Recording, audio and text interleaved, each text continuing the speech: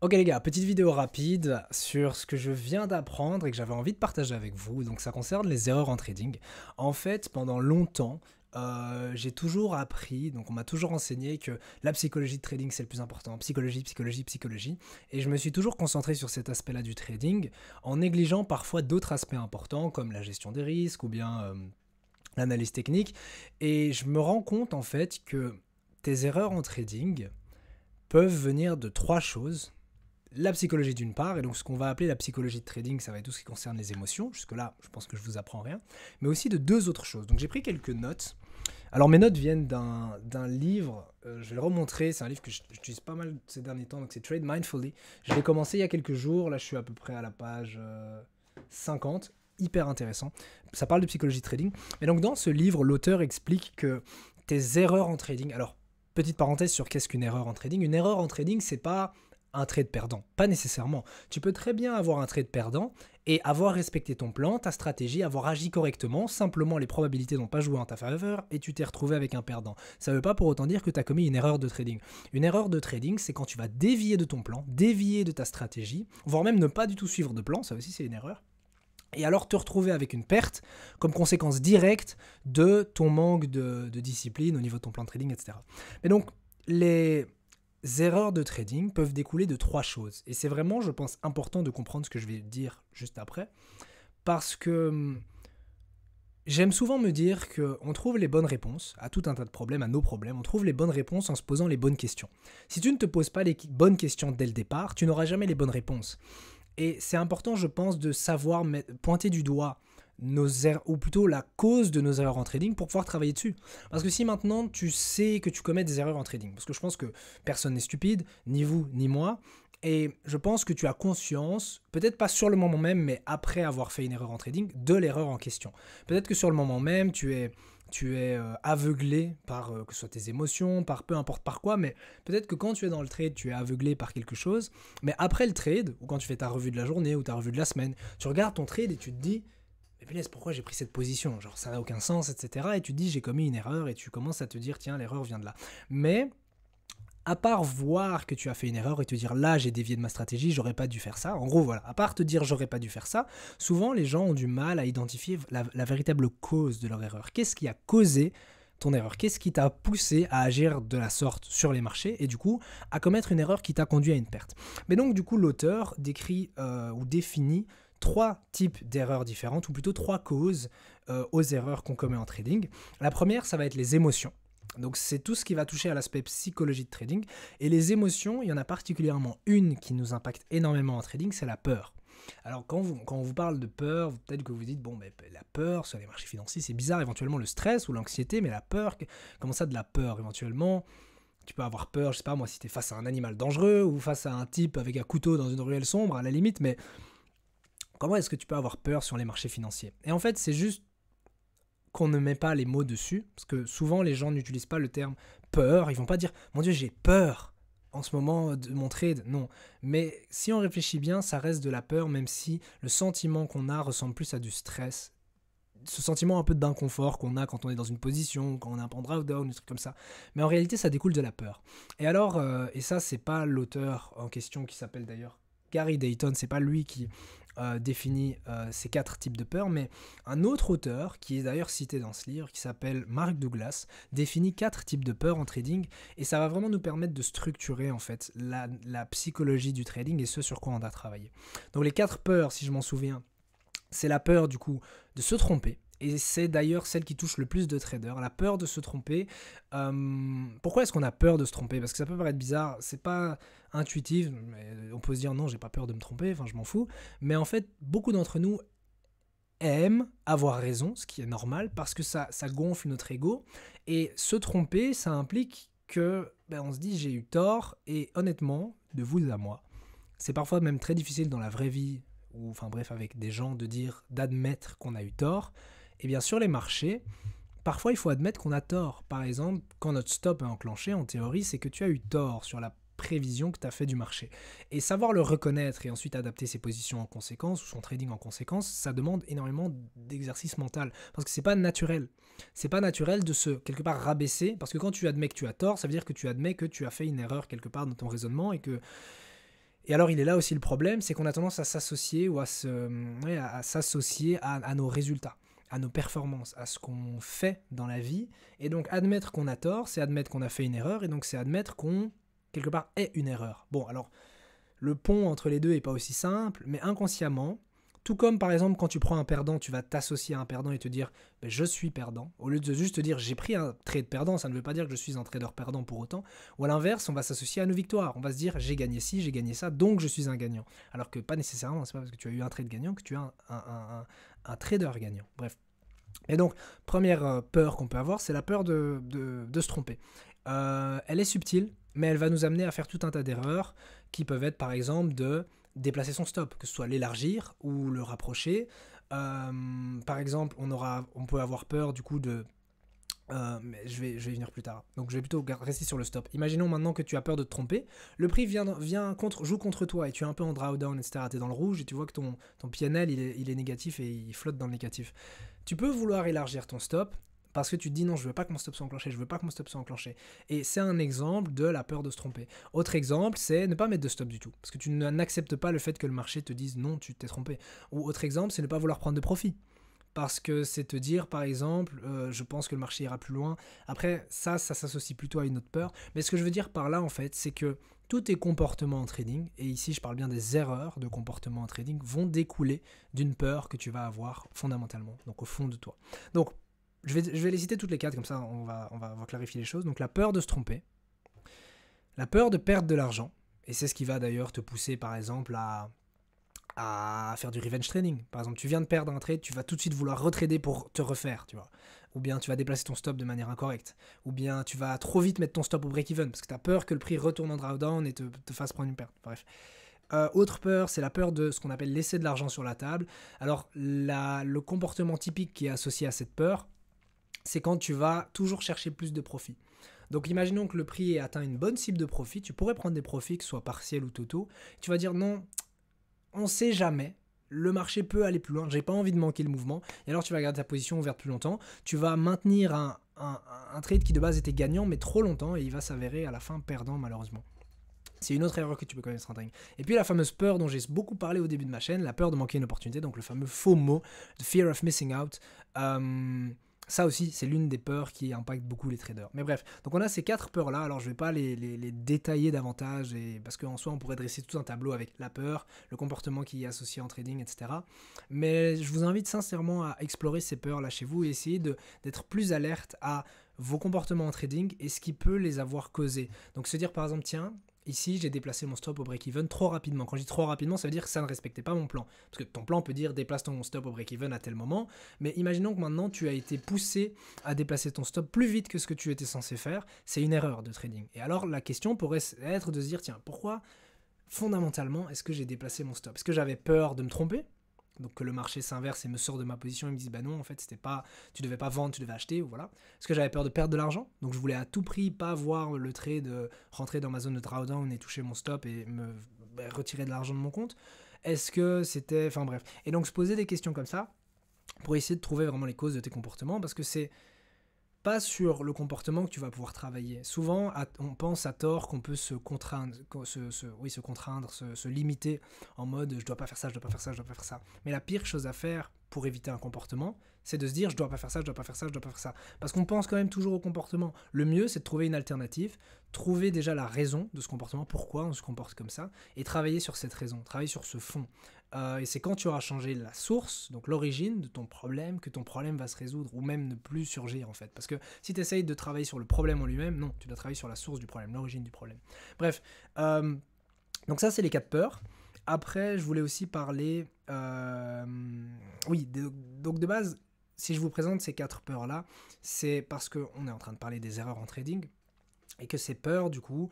ou plutôt la peur en trading est à l'origine de peut-être 99% des erreurs qu'on va commettre sur les marchés. Donc c'est clairement lié à nos émotions, c'est clairement lié à notre psychologie de trading et c'est un aspect très important à travailler. Mais donc j'ai parlé des erreurs de trading et j'ai dit qu'il n'y avait pas une cause à celle-ci, il peut y en avoir trois. Donc certes, tes émotions peuvent t'amener à faire des erreurs en trading et t'amener à avoir un perdant à cause de ton comportement. Mais il y a aussi d'autres choses qui peuvent te faire prendre des pertes à tort. Et donc ces choses sont ce qu'on appelle les mental blind spots. Bon, c'est le terme du livre, mais en gros, on a comme des bugs dans notre cerveau dans certaines situations. Ça veut dire que quand un être humain est confronté à des situations de risque ou d'incertitude, on va avoir tout ce qu'on appelle des biais. Donc ça s'appelle des biais heuristiques. C'est un terme pour dire que notre cerveau va switch. C'est comme si on avait une partie un peu plus rationnelle et une partie un peu plus irrationnelle, et que l'une s'allumait, puis l'autre, et que les deux alternaient. Et dans tout un tas de situations, parfois on utilise notre cerveau plus rationnel, parfois on utilise notre cerveau irrationnel. Mais bon, je n'avais pas envie de trop compliquer la vidéo. Pour garder les choses simples, dis-toi simplement que l'être humain a tendance à chercher la simplicité. On va toujours avoir tendance à essayer de reproduire une même action, mais de façon plus simple. Et donc quand tu abordes les marchés, ton inconscient cherche à faire les choses de la manière la plus simple possible. Et parfois, du coup, tu ne fais pas assez d'analyse, tu sautes trop vite sur un trade, etc. Bref. Ça, en gros, c'est les biais heuristiques. Donc un biais heuristique, c'est vraiment les raccourcis que ton cerveau va faire pour te simplifier la vie et minimiser l'énergie que tu as besoin d'utiliser pour ton cerveau, etc. Le problème, c'est que ces biais, autant dans la vraie vie, ils sont très utiles, que ce soit dans les situations sociales, situations professionnelles, etc. Mais en trading, ils peuvent jouer contre toi. Et donc ça va vraiment être important de les comprendre. Alors après, je t'invite à chercher sur Internet les biais heuristiques. Je les ai pas tous en tête, surtout que je les ai lus en anglais. Donc du coup, je sais pas c'est quoi la traduction littérale en français. Mais je t'invite à te renseigner sur ces biais heuristiques parce que ça va... ici, en fait, on ne parle pas d'erreur émotionnelle parce que c'est pas, tiens, j'ai ressenti de la peur ou du stress. Non, non, ça n'a rien à voir avec ça. Tu peux très bien être très clean au niveau de tes émotions, aborder les marchés, mais comme ton cerveau joue contre toi, ce truc de il a envie de se simplifier la vie joue contre toi, tu vas commettre des erreurs, mais d'analyse. Et c'est comme, en fait, si tu étais un cheval et que tu avais des œillères, en fait, et que tu ne vois pas toute la... the big picture, que tu ne vois pas l'ensemble de ce que tu verrais en temps normal si ton cerveau était pleinement rationnel.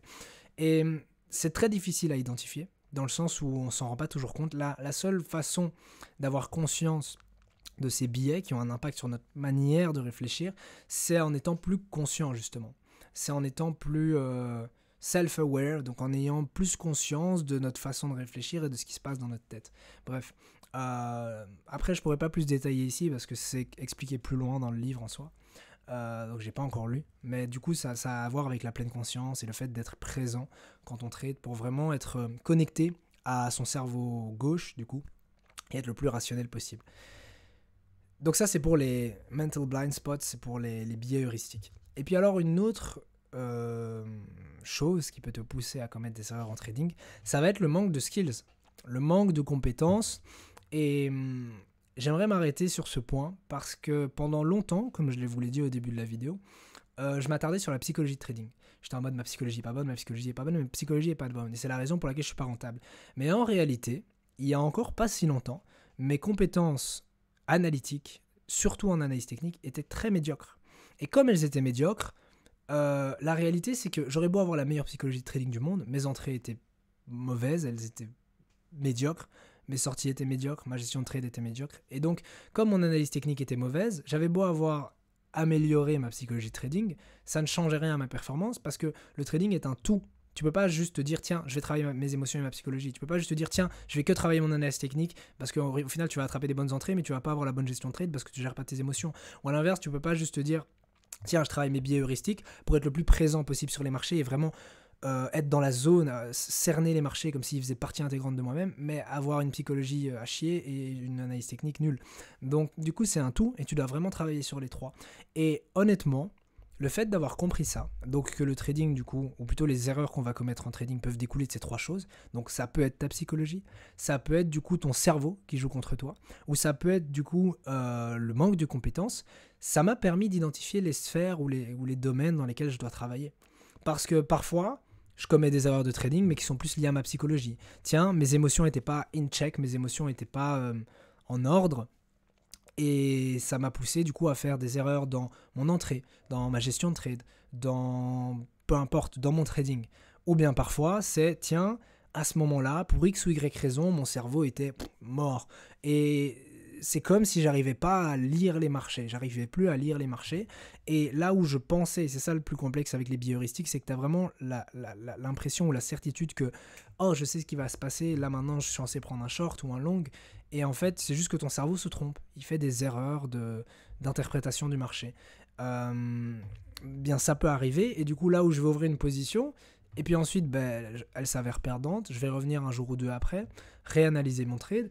Et avec le recul, je vais me dire, mais pourquoi j'ai pris un short? J'aurais dû long à ce moment-là. Je veux dire, c'est évident. Et c'est souvent ce qu'on va dire, c'est évident. Mais parce qu'on a le recul et la rationalité nécessaire pour analyser les marchés. Alors que sur le moment même, on avait fait preuve un peu de flemme, on a cherché le moindre effort et du coup, on a juste analysé brièvement les marchés. On a sauté sur une position sans prendre en compte tous les, les aspects de l'environnement global des marchés. Pour vous donner un exemple, lorsqu'un biais heuristique a lieu, c'est typiquement quand, imaginons que sur la higher time frame, sur la grande unité de temps, tu aies des raisons de short, mais que sur la petite unité de temps, tu aies un léger setup haussier et que du coup tu te mets à acheter, sauf que tu vas aller contre la tendance de la grande time frame, de la grande unité de temps qui te dit de vendre. Et bien typiquement, quand tu vas être obsédé par ce qui se passe à très court terme et donc te dire oh j'ai un chandelier haussier et ça y est j'ai un mini setup haussier, j'achète alors que la tendance globale est baissière, ça c'est un biais heuristique. C'est comme ton cerveau se fait un peu, c'est comme si ton cerveau se faisait hacker entre guillemets. Et il n'arrive plus à avoir conscience de l'environnement global. Et il est focus sur le court terme. Et du coup, sur le moment même, tu es persuadé que tu agis bien, parce que tu te dis, bah, tout est bon, j'ai mes indicateurs, machin, j'ai un setup haussier. Sauf qu'en fait, comme tu vas jouer contre la tendance, tu vas te manger une perte. Mais le pire, c'est qu'entre guillemets, c'est pas ta faute, parce que tu n'avais même pas conscience que tu faisais une erreur. Et c'est là la complexité des biais heuristiques. Mais bref, j'espère qu'avec cet exemple, tu comprends un peu mieux. De toute façon, le mieux, c'est que tu fasses par toi-même tes recherches. Tu tapes biais heuristiques sur Google, tu cherches un peu ce que c'est. D'ailleurs, le biais heuristique le plus prédominant, c'est le biais de représentativité, je crois, qui s'appelle comme ça. Si jamais tu vas aller te renseigner sur ce biais-là en particulier, parce que c'est vraiment ce qu'on applique le plus en trading, c'est en gros quand on se représente des setups, des modèles sur les marchés, au premier regard, et on se dit « Ah tiens, je connais ce modèle-là, je l'ai déjà vu, donc ça veut dire que… » Alors qu'en réalité, chaque modèle est différent et il faut l'analyser un peu plus que juste parce que tu te dis « Oh, le prix imprime un modèle que je connais déjà, donc ça veut dire que… » Non, ça va pas, tu vois, tu dois pousser l'analyse un peu plus loin. Ton biais ici t'induit en erreur, ton cerveau veut faire le moindre effort, se dit « Ah, j'ai déjà vu ce setup-là, hop, je reprends la même position que celle que j'avais prise avant, alors qu'en réalité, peut-être que dans ce contexte-là, l'endroit où le prix imprime ton modèle est différent du précédent, et donc ça vaut la peine de pousser une analyse un peu plus loin pour être sûr que tu prends la bonne direction du marché. Bref, donc voilà. Et puis alors parfois, c'est juste le manque de skills, de compétences en trading qui me fait prendre des mauvaises positions. Et alors je prends des mauvaises entrées, j'applique pas bien ma stratégie. Mais donc voilà, je vais pas m'attarder plus longtemps sur ces choses-là. Mais si tu devais retenir une chose de cette vidéo, c'est vraiment ça. C'est tes erreurs en trading ne sont pas que dues à ton manque de maîtrise de ta stratégie. Parce que honnêtement, beaucoup de gens se disent « Oh, je suis pas rentable, donc c'est ma stratégie. C'est ma stratégie, c'est ma stratégie. » Il n'y a pas que ça. Mais d'un autre côté, il y a les pros psychologie, comme moi, qui font aussi cette erreur de se dire « Je suis pas rentable, c'est ma psychologie, c'est mes émotions, ça doit venir de là. » Et c'est faux aussi. La réalité, c'est que c'est un ensemble et que tu as la psychologie, tu as les biais heuristiques ou ton cerveau qui est fucked up, ou tu as les compétences directes d'analyse, etc. Et c'est important de travailler les trois. Et c'est pour ça, et je terminerai la vidéo avec ça, que ces derniers temps, donc les 3 derniers mois, j'ai changé un peu mon approche de l'apprentissage du trading et je vous conseille de faire pareil parce que je trouve que ça marche assez bien. C'est que chaque mois, je me définis un objectif global, un domaine de mon trading que je veux particulièrement travailler.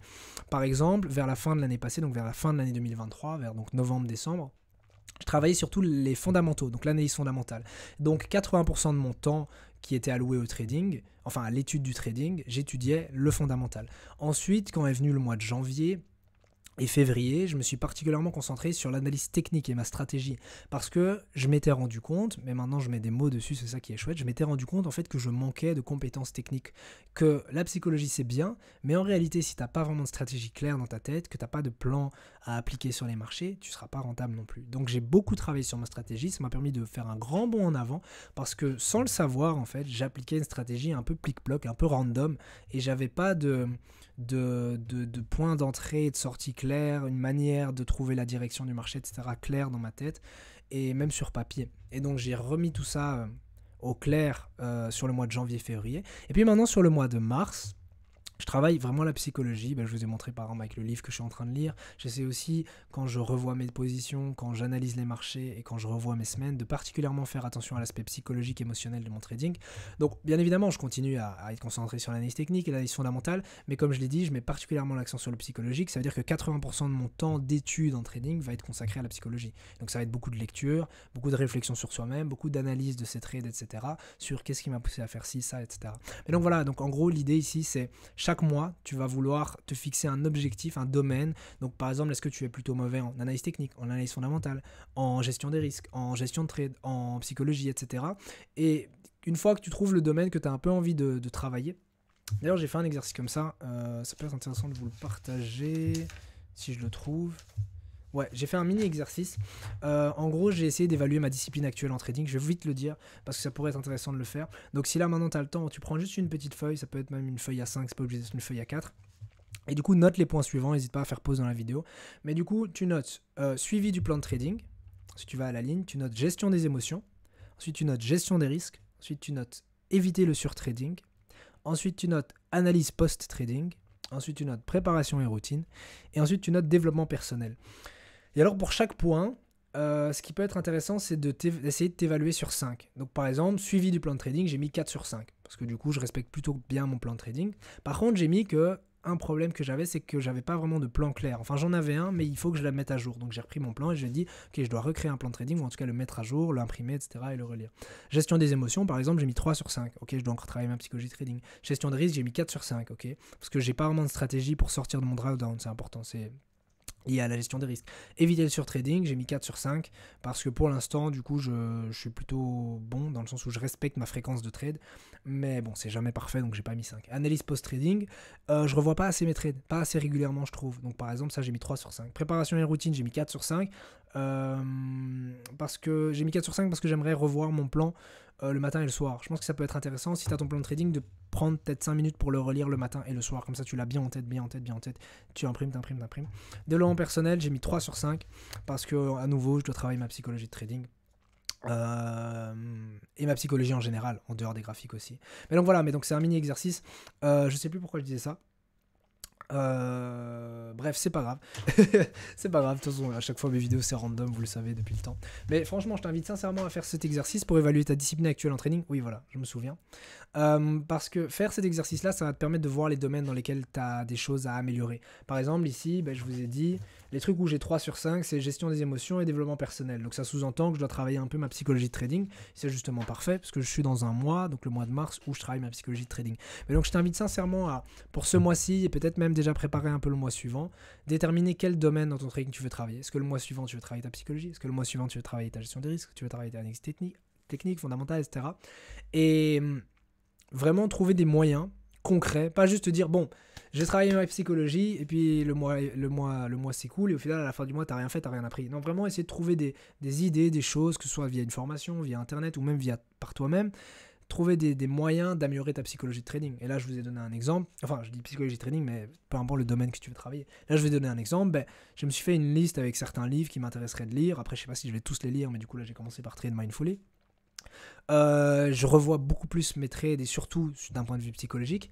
Et j'ai mis en place, en gros, toutes ces choses. Genre, vraiment, tu prends une feuille et tu dis, tiens, quelles sont les tâches, un peu, une to-do list que je pourrais faire ce mois-ci pour améliorer ma psychologie. Comme j'ai dit en début de vidéo, les bonnes questions amènent des bonnes réponses. Donc pose-toi la question, qu'est-ce que je peux faire pour améliorer dans mon trading? Et puis tu trouves 5, 10 points. Genre vraiment, n'hésite pas à être exhaustif, vraiment trouver le plus de trucs possible. Ça ne veut pas dire que tu vas tout faire dans le mois, mais après que tu as ta liste de 5, 10 choses que tu pourrais faire pour améliorer ta gestion des risques, ton analyse, etc., tu le fais tout simplement. Et c'est un peu ta to-do list pour le mois. Et alors, du début du mois à la fin du mois, tu auras envie de tout checker. Lire tel livre, ok. Implémenter le livre sur un marché, ok. Faire des exercices, ok, etc. Ou alors, si c'est l'analyse technique, revoir ma stratégie, ok. Étudier chaque indicateur de ma stratégie. Écrire un plan de trading. Faire une checklist de trading, etc., etc. Analyse fondamentale, par exemple, ok. Étudier les rapports principaux. Genre, comment lire les rapports principaux. Ok, le CPI, le rapport sur l'emploi, le PIB. Les décisions de politique monétaire, etc., etc. Et tu vas étudier ça pour après, à la fin du mois, être meilleur en analyse fondamentale. Bref, je crois que tu as compris l'idée. Donc voilà, c'est vraiment un truc que je viens d'apprendre. Et en fait, j'apprends tous les jours. D'où l'importance d'être un étudiant, un éternel étudiant. Mais donc, j'espère que la vidéo vous aura plu. Je continuerai à en faire des comme ça et à alterner entre des vidéos un peu plus techniques. D'ailleurs, mini parenthèse, et je pourrais peut-être vous le montrer 2 secondes parce que je suis content. Je suis rentré du sport et j'ai vu que mon trade avait touché le TP, donc ça c'est vraiment nice. Parce que justement, c'est marrant, hier j'avais justement dit dans la vidéo que j'avais raté cette entrée-là.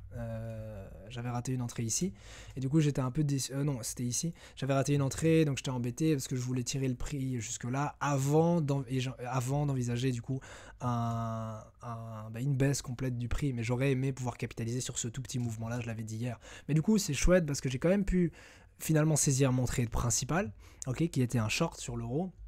Et donc j'ai pu profiter de la position de vente ici. Je suis entré un peu avant le PPI et les retail sales parce que j'anticipais, mais je l'expliquais déjà dans la vidéo d'hier, mais j'anticipais du coup des résultats solides aux États-Unis et du coup ce qui allait renforcer le dollar et donc faire baisser l'euro. Et c'est ce qui s'est produit. Et j'envisageais une cible de TP en 1,08. 90 parce que du coup ça correspond au retracement FIB 50%, et puis c'est dans la zone ici de demande, la grande zone de demande sur 4 heures, ok, et ça correspond aussi il me semble à une extension de Fibonacci sur 1 heure, si je dis pas de bêtises, ouais plus ou moins, c'est la zone jaune, mais donc c'est proche, mais j'ai pris un peu plus haut parce que le 4 heures est plus solide que le 1 heure et du coup il y avait plus de chances pour que le prix s'arrête à ce niveau là en 1,0890 plutôt que plus bas avec des extensions genre 1,088 qui correspond à une extension 1 heure. Forcément, le 4 heures a plus d'impact que le 1 heure. Mais bref, du coup, voilà, c'était juste une petite update par rapport au trade d'hier. Et sur ce, j'espère que la vidéo vous a plu. N'hésitez pas à m'envoyer vos retours, que ce soit par commentaire, par, je sais pas moi, message sur Discord ou peu importe. Et n'hésitez pas non plus à liker si la vidéo vous a plu. Et puis sur ce, je vous dis à demain dans la prochaine vidéo.